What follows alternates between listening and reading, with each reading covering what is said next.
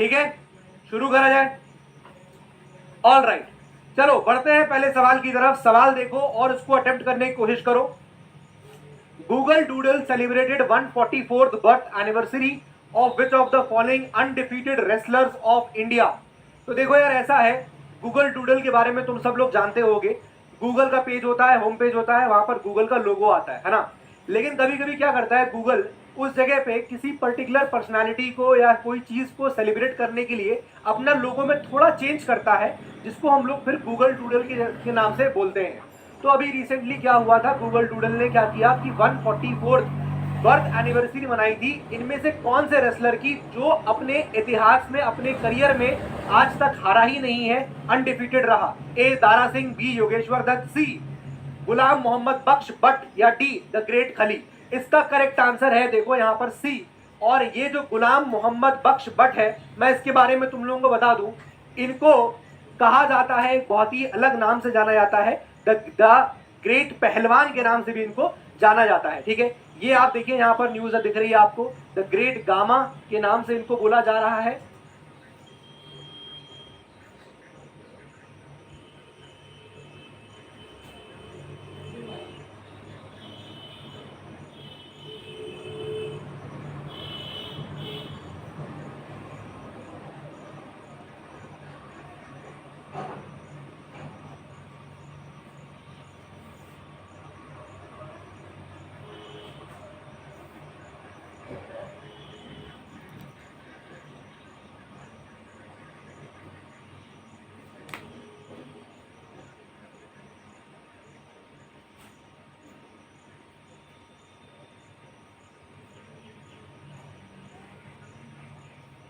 जाना जाता है, द ग्रेट पहलवान के नाम से भी इनको जाना जाता है। ठीक है, ये आप देखिए यहाँ पर न्यूज दिख रही है आपको, द ग्रेट गामा के नाम से इनको बोला जा रहा है।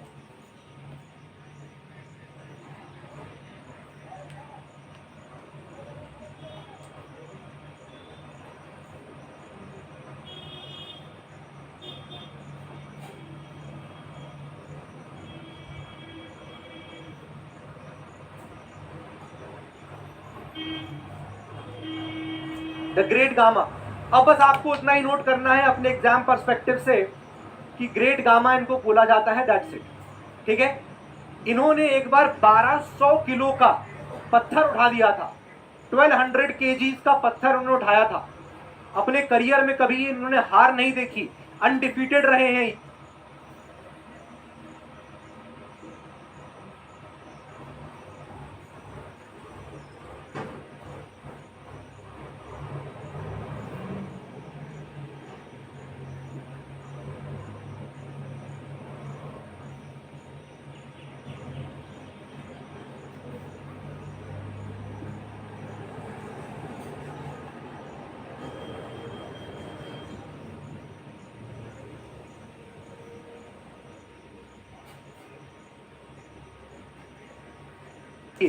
ठीक है, इस वजह से अभी गूगल डूडल ने इनको गूगल डूडल पे इलेक्शन का सेलिब्रेशन किया, 144th बर्थ एनिवर्सरी मनाई। ठीक है, ये आप देख सकते हैं, ये आपके द ग्रेट गामा, जिनका एक्चुअल नाम आपको यहाँ दिख रहा है, गुलाम मोहम्मद बख्श भट्ट। ठीक है, नोट कर लो इस बात को, आगे बढ़ते हैं इसके आगे।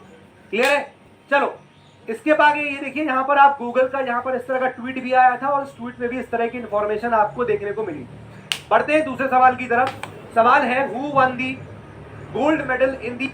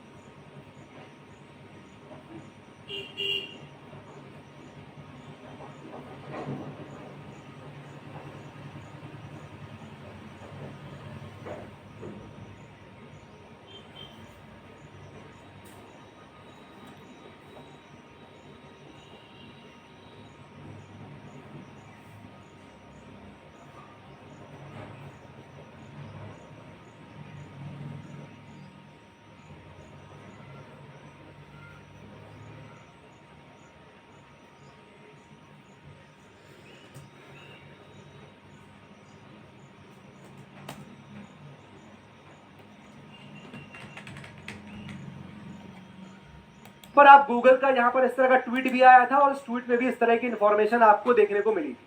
बढ़ते हैं दूसरे सवाल की तरफ। सवाल है, who won the gold medal in the IBA women's world boxing championship in 2022। IBA क्या हो गया? International boxing association. उसमें वुमेन कौन है जिन्होंने ये वर्ल्ड बॉक्सिंग चैंपियनशिप 2022 की जीती है? काफी फेमस नाम है। हिंदुस्तान की निखत जरीन, जो तेलंगाना राज्य को बिलोंग करती हैं। काफी फेमस नाम है, काफी दिन से ये न्यूज में थी। ठीक है, एज यू कैन सी यहाँ पर आप इस आर्टिकल में ये देख भी सकते हो। इस आर्टिकल में साफ साफ लिखा है, India Nikhat Zareen wins world boxing championship gold beating Thailand Jutamas जितपो।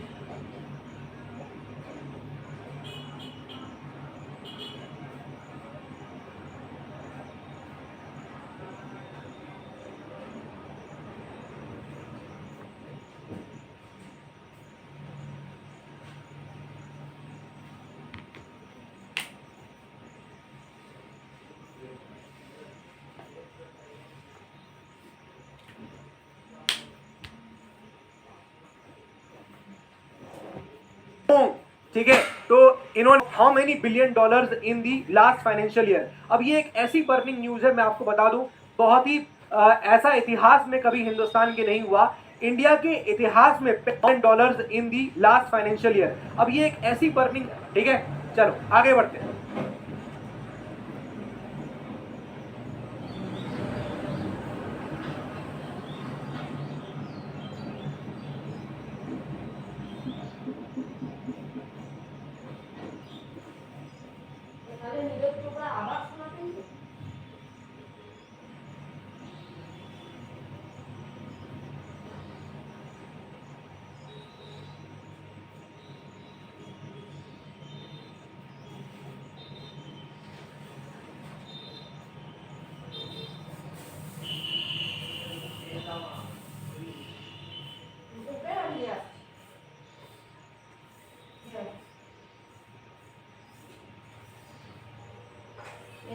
খাতাগুলো পড়বে নিয়ে আসছি, দাঁড়াও।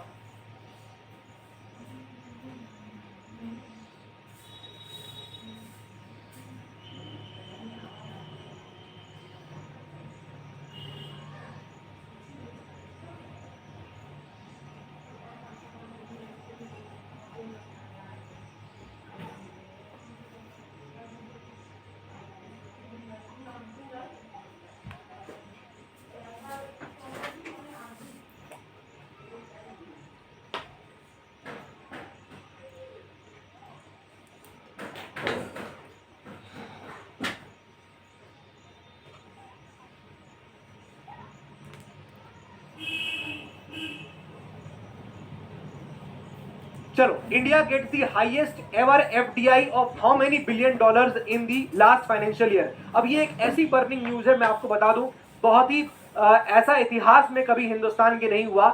इंडिया के इतिहास में पहली बार इतना फॉरेन डायरेक्ट इन्वेस्टमेंट यानी FDI इंडिया में बहुत ही ऐसा इतिहास में कभी हिंदुस्तान के नहीं हुआ। इंडिया के of how many billion dollars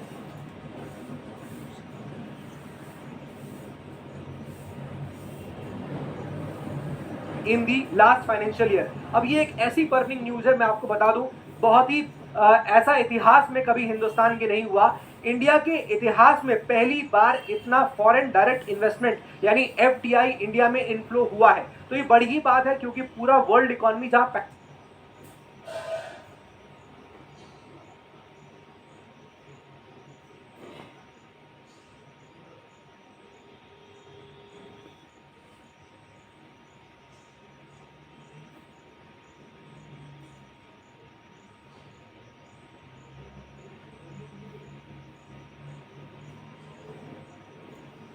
नहीं हुआ, इंडिया के इतिहास में पहली बार इतना फॉरेन डायरेक्ट इन्वेस्टमेंट यानी एफडीआई इंडिया में इनफ्लो हुआ है। तो ये बड़ी ही बात है क्योंकि पूरा वर्ल्ड इकोनॉमी जहां पैंडेमिक से सफर कर रहा है और जहां डेवलपिंग नेशन है ना, जहां पर मतलब प्रगति हो रही है, अभी जो नेशन पूरी तरह बने नहीं है, डेवलपिंग है, वहां से क्या हो रहा है, इन्वेस्टमेंट बाहर निकल रहा है क्योंकि आदमी अपना सेविंग करना चाह रहा है, लेकिन इंडिया में पैसा आ रहा है। तो ये अपने आप में बहुत ही इंडिया के लिए बहुत ही अच्छी न्यूज है। और आपसे इस तरह के क्वेश्चन एसएससी वगैरह में पूछ सकते हैं जहां पर आपको फैक्चुअल डेटा मांग लिया जाता है। तो ध्यान रखना 83 लगभग 83.57 यूएस बिलियन डॉलर इतना जो है एफडीआई इंडिया में लास्ट फाइनेंशियल ईयर जो अभी बीता हुआ है उसमें आया था और ये अपने आप में एक ऐतिहासिक और रिकॉर्ड है। क्लियर है? चलो आगे आ जाओ नेक्स्ट अगले सवाल की तरफ। अच्छा, इसका आप यहां देख भी सकते हैं, मैंने आज की क्लिपिंग भी लगाई है।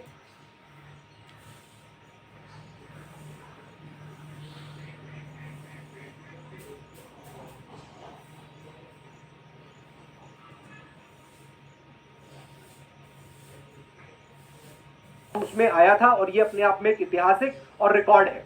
क्लियर है? चलो आगे आ जाओ नेक्स्ट अगले सवाल की तरफ। अच्छा, इसका आप यहां देख भी सकते हैं, मैंने आज की क्लिपिंग भी लगाई है। India gets highest ever FDI of 83.57 news on air की ये न्यूज है। चलिए आगे आइए। When is the world metrology day celebrated?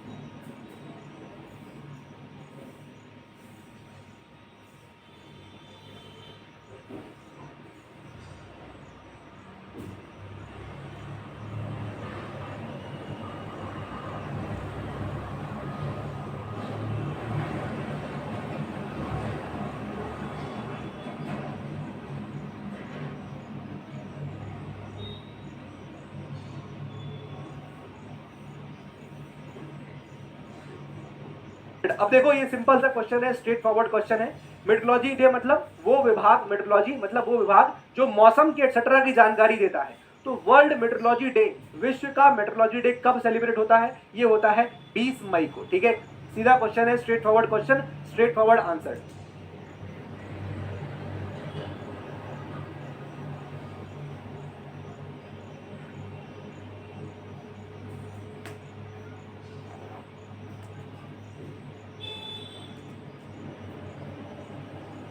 की जानकारी देता है।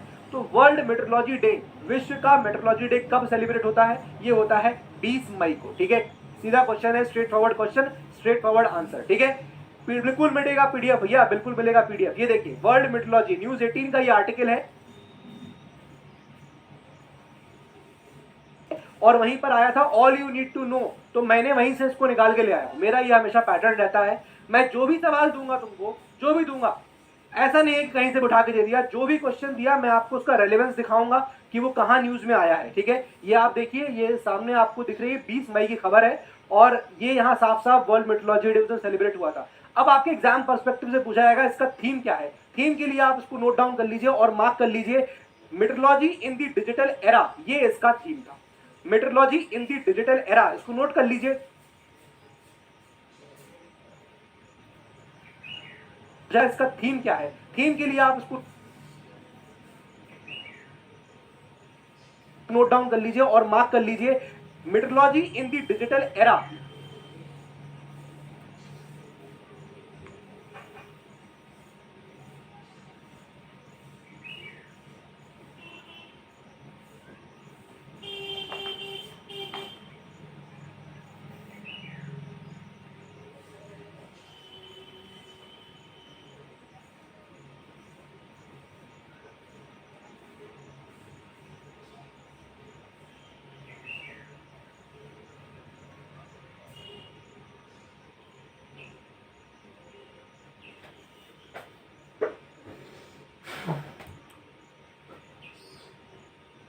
ये इसका थीम था।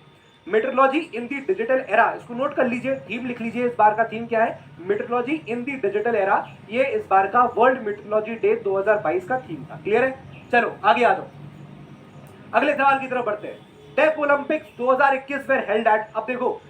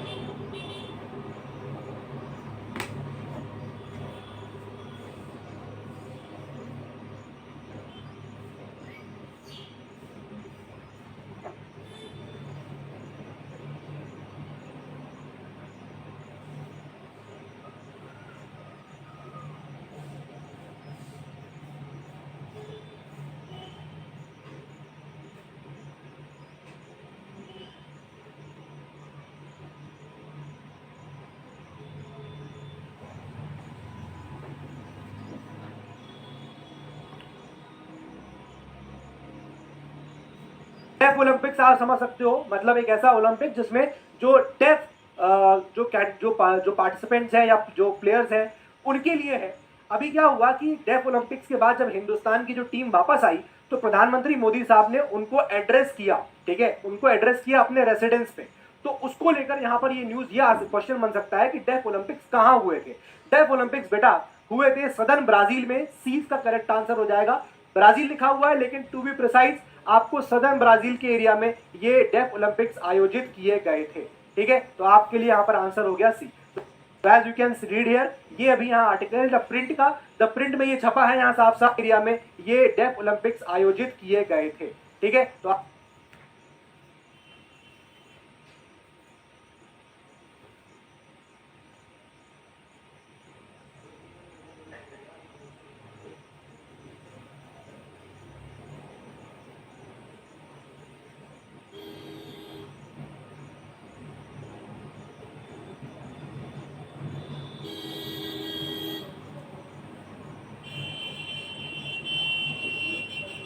ब्राजील में सीज का करेक्ट आंसर हो जाएगा। ब्राजील लिखा हुआ है लेकिन टू बी प्रिसाइज आपको सदर्न ब्राजील के एरिया में ये डेफ ओलंपिक्स आयोजित किए गए थे। ठीक है, तो आपके लिए यहाँ पर आंसर हो गया सी। तो as you can read here, ये अभी यहाँ आर्टिकल द प्रिंट का, द प्रिंट में ये छपा है यहाँ साफ साफ, PM Modi to host India deaf Olympic.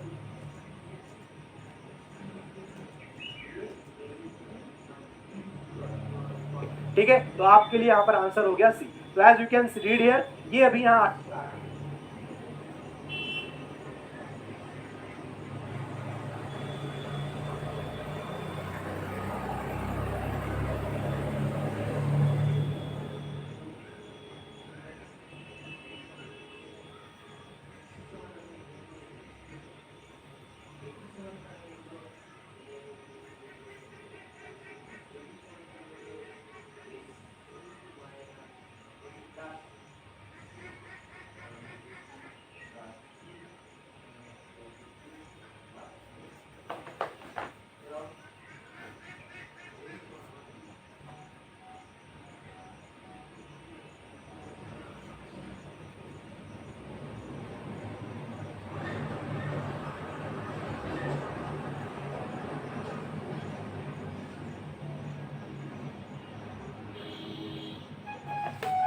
Article the print का, द प्रिंट में ये छपा है यहाँ साफ साफ, PM Modi to host India deaf Olympics 2021 contingent to on May 21। ठीक है, ठीक है भैया, नोट करते चले जाओ, बहुत इंपॉर्टेंट है। हर एक चीज आपको एग्जाम में लड़ती मिलेगी, पर मत कहना, फिर मत कहना।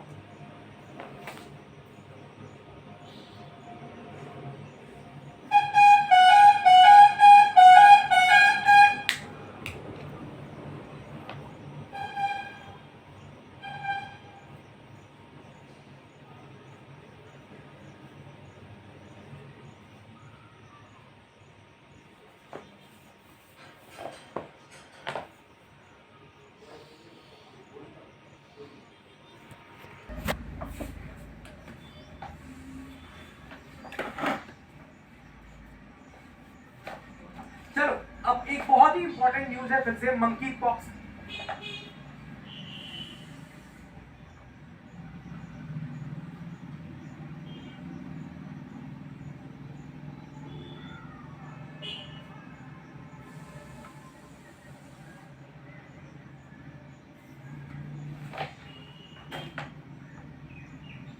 भैया नोट करते चले जाओ, बहुत इंपॉर्टेंट है, हर एक चीज आपको एग्जाम में लड़ती मिलेगी, फिर मत कहना।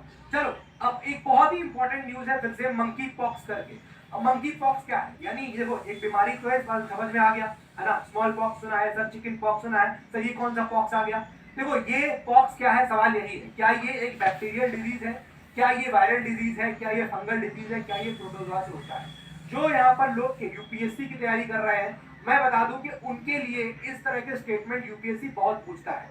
अगर वो स्टेटमेंट वाइज ऑप्शन बनाता है ना, तो उसका क्वेश्चन पता कैसे होगा, वो क्वेश्चन ऐसे फ्रेम करेगा, consider the following statements with respect to monkeypox. ठीक है, फिर आपको 2-3 स्टेटमेंट देगा, पहला स्टेटमेंट दे दे, बोलो कि उसका क्वेश्चन जो यहाँ पर लोग यूपीएससी की तैयारी कर रहे हैं, दोनों में से कौन सा वाक्य सही है, कौन सा कथन गलत है, या दोनों सही है दोनों गलत है, इस तरह का स्टेटमेंट यूपीएससी पूछता है। लेकिन अगर आप एसएससी दे रहे हो या फिर आप कभी CUT, CLAT, judiciary, state PCS देंगे, तो वहां पर आपको डायरेक्ट क्वेश्चन हो सकता है कि मंकी पॉक्स क्या है।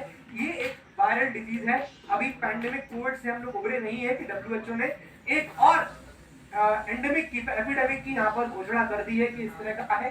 ये एक वायरल डिजीज है, अभी पैंडेमिक कोविड से हम लोग उभरे नहीं है कि डब्ल्यूएचओ ने एक और एंडेमिक की, एपिडेमिक की यहाँ पर घोषणा कर दी है कि इस तरह का हो सकता है। बहुत सारे देशों में फैल चुका है, यूरोपियन कंट्रीज में 92 केसेस आ चुके हैं ऑलरेडी। लगातार कोई ना कोई देश अपना पहला केस रिपोर्ट कर रहा है। अभी कल की बात है जब इजराइल ने अपना पहला केस रिपोर्ट किया, उससे पहले ऑस्ट्रिया ने भी रिपोर्ट किया था, तो कंटिन्यूअसली यहाँ पर भी आ रहा है केसेस रिपोर्ट हो रहे हैं। तो मंकी पॉक्स क्या एक वायरल डिजीज है। इस तरह के देखिए आर्टिकल बहुत ज्यादा छपे हुए हैं अखबारों में। यहाँ देखिए ये जी न्यूज का आर्टिकल है, जी न्यूज का है, एनडीटीवी, हिंदुस्तान टाइम्स, यहाँ भी देखिए बीबीसी न्यूज, ये डब्ल्यूएचओ का खुद का आर्टिकल है, टाइम्स ऑफ इंडिया ने निकाला था। तो बहुत सारा आर्टिकल जो है वो मंकी पॉक्स के ऊपर यहाँ पर रहेगा। ठीक है, अब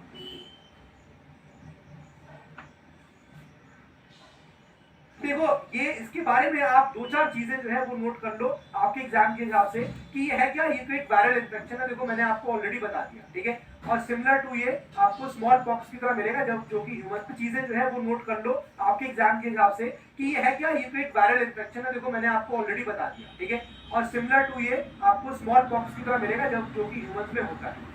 दूसरी बात यह कि इसको पहली बार डिस्कवर 1958 में किया था एक बंदर के अंदर, और वो बंदर को एक्चुअली रिसर्च करने के लिए रखा गया था कि इसको हम रिसर्च करेंगे, और उसी रिसर्च वाले बंदर के अंदर ये बीमारी मिल गई। तो ये अक्सर होता है, जहां पर रिसर्च करने बैठो जिस जानवर में, वही जानवर कुछ ना कुछ उंगली करके चला जाता है। ठीक है, रखा गया था कि इसको हम रिसर्च करेंगे, और उसी रिसर्च वाले बंदर के अंदर ये बीमारी मिल गई। तो ये अक्सर होता है, जहां पर रिसर्च करने बैठो जिस जानवर में, वही जानवर कुछ ना कुछ उंगली करके चला जाता है। ठीक है, फिर उसके बाद देखो फर्स्ट ह्यूमन केस कब निकला, ये मिलता है हम लोग को 1970।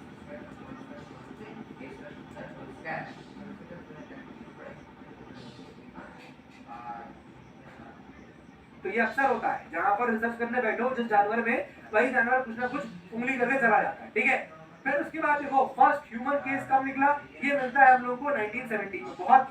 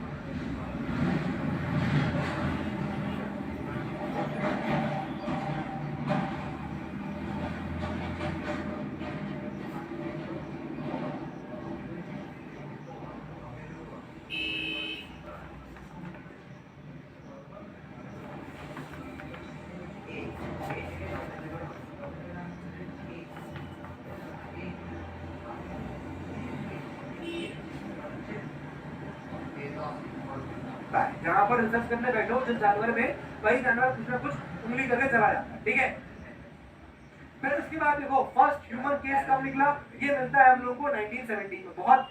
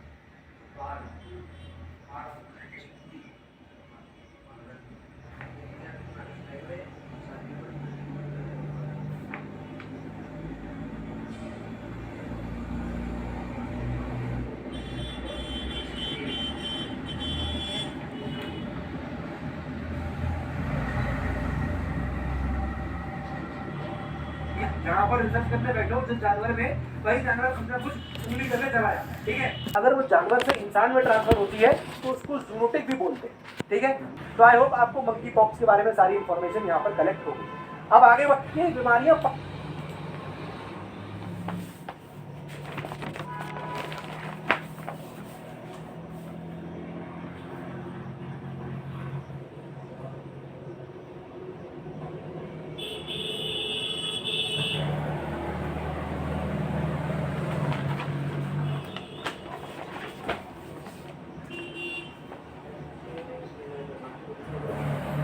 वहाँ पर आप अक्सर आपको मिलेगा कि जो ट्रॉपिकल एरियाज हैं, क्योंकि वहाँ पर ऐसी क्लाइमेटिक कंडीशंस होती हैं कि बीमारियाँ पनपती हैं वहाँ पर, तो आपको अक्सर ये अफ्रीकन नेशन में बहुत ज़्यादा बीमारी देखने को मिलेगी, ठीक है। तो आई होप आपको मंकी पॉक्स के बारे में सारी इंफॉर्मेशन यहाँ पर कलेक्ट होगी। अब आगे बढ़ते हैं अगले सवाल की तरफ। Which of the following state is being recently hit by heavy floods. अब ये एक बहुत ही सिंपल सा अच्छा सा सवाल है, मेरे ख्याल से हर आदमी यहाँ पर जो है वो इसका जवाब दे सकता है।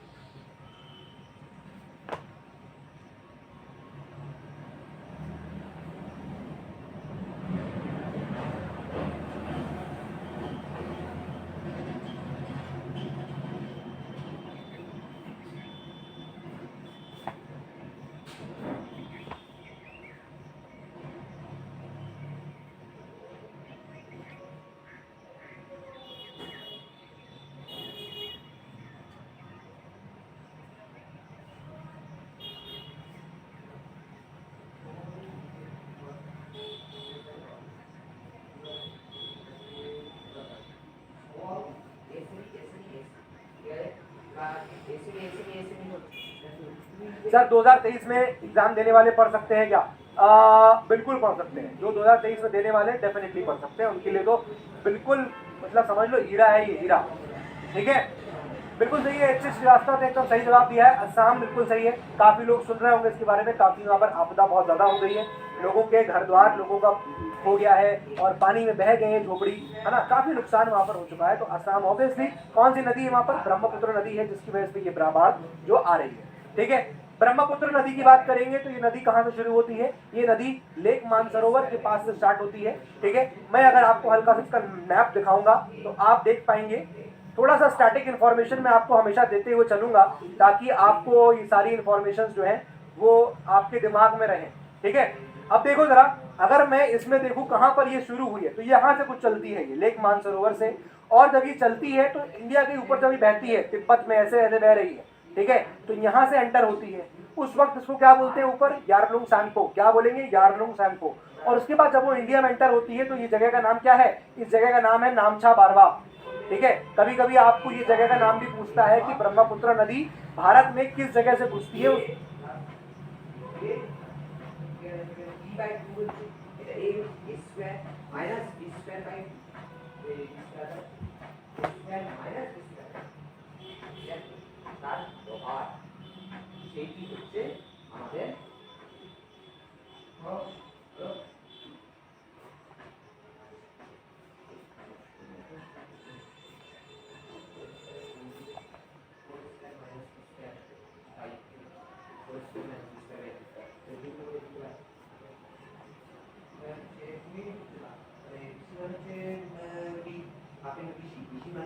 गॉर्ज को क्या बोलते हैं? यहाँ पर वो गॉर्ज फॉर्म करती है। गॉर्ज, गॉर्ज क्या होता है? एक यू शेप का गॉर्ज, ऐसे घुसती है नदी।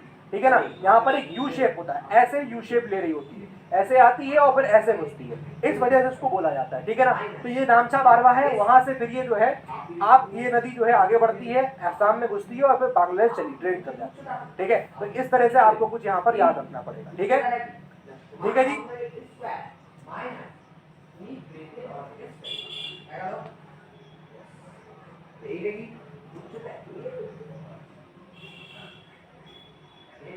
आप ये नदी जो है आगे बढ़ती है, असम में घुसती है और फिर बांग्लादेश चली ट्रेड कर जाती है। ठीक है, तो इस तरह से आपको कुछ यहाँ पर याद रखना पड़ेगा। ठीक है, ठीक है जी।